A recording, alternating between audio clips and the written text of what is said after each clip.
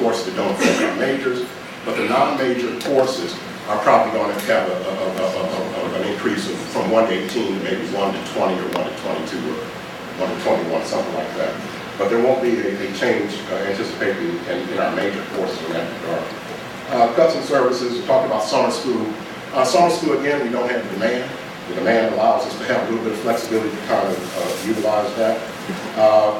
There will be, as Grant mentioned, a push to get larger enrollment courses. So there'll be, with the demand lessening in terms of courses that students need to kind of finish their degrees and kind of get out in time, we will be pushing a lot of that energy into trying to take advantage of the incentive, the summer program incentive that Grant mentioned, to try to expand some of those enrollments. So that's something that hopefully will be going to larger enrollment classes.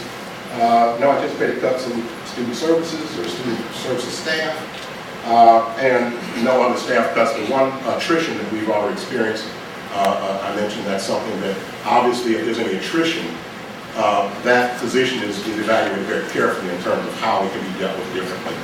So attrition is going to be something that's going to be a key part of how we're dealing with things. Basically, that's kind of concluding. The main thing that I want to say at the end is that this is the beginning of a conversation and hopefully opens up kind of avenues of communication. By the time we're done, I'm assuming that some of our questions and answers and so on, that we'll have some idea in terms of the best ways through Fine Arts Council or various other ways that we kind of continue this conversation. We won't know anything, as has been said already, until the legislature completes its business. We won't really know for sure what we're dealing with. And that's why I say this is the beginning of a conversation. As we get closer and further down the line, where information starts to crystallize a little bit more, I think it's going to be imperative for us to continue, obviously, this communication. So that, you know, if things change, if things shift, if things develop differently, then we have an opportunity to pass that on to. Thank you. And finally, the budget is a moving target all year long. And in the spring semester, we had a couple of unanticipated leaves, which allowed us to adjust some things back in so that this is not the final figure. But this is what we had to prepare for. Now, the reason this looks so big is that we have been living on borrowed money for quite a while in the Butler School of Music. By that I mean our adjunct money. John and Brent talked a little bit about the adjunct budget and how this is funded with soft money, monies that are recouped from faculty leaves, faculty vacancies, and so forth. Just to give you an idea, our adjunct budget, this was 10% of that, $61,000, so it was about $610,000. Now, in effect, the hard funding for our adjunct budget is only $60-something thousand.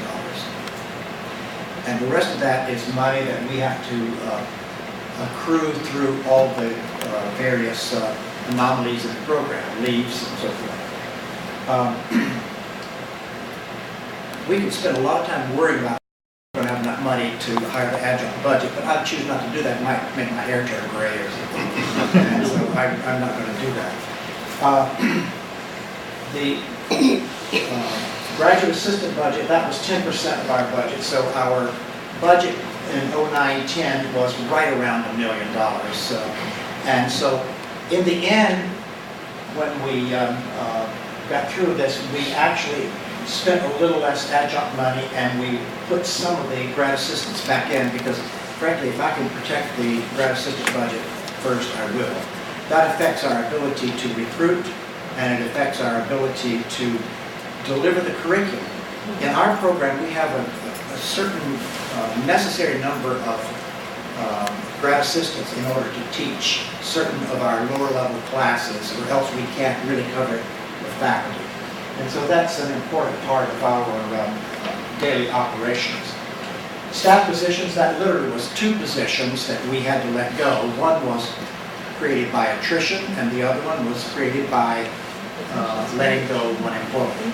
And so we got to where we need to be by doing that. So these other things have to do with just the basic daily operations of the school.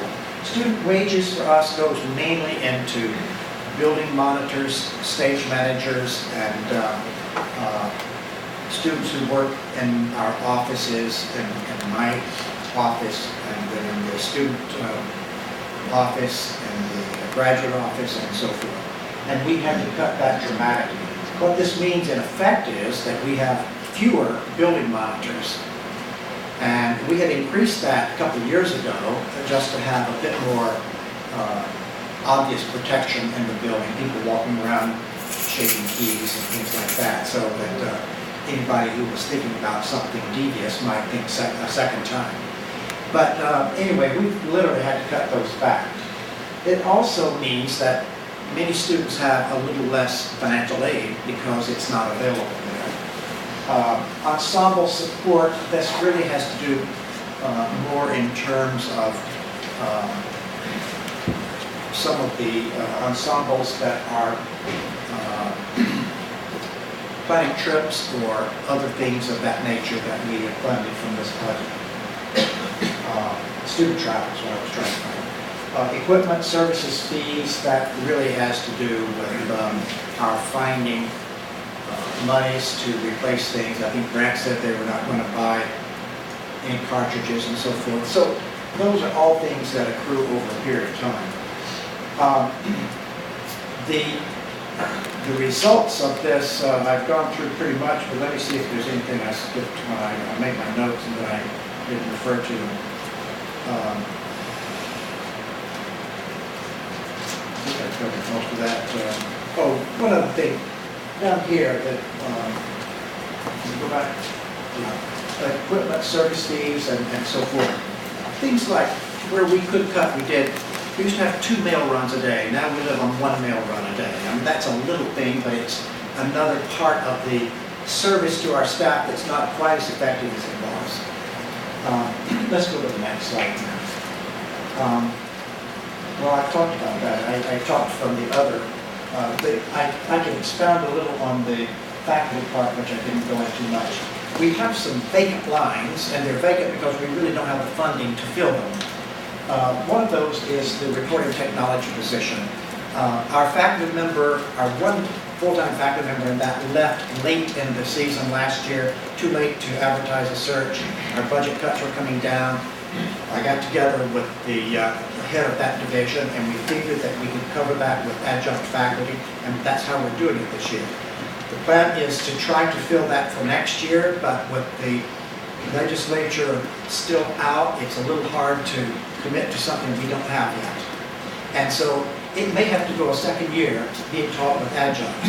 The downside of that is that really it's the only program in the Butler School of Music that doesn't have ownership by a full-time faculty member to see that everything works well together.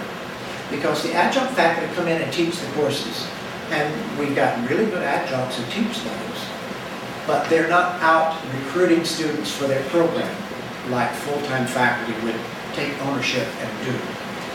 And look at the plan for the next year, as you well know,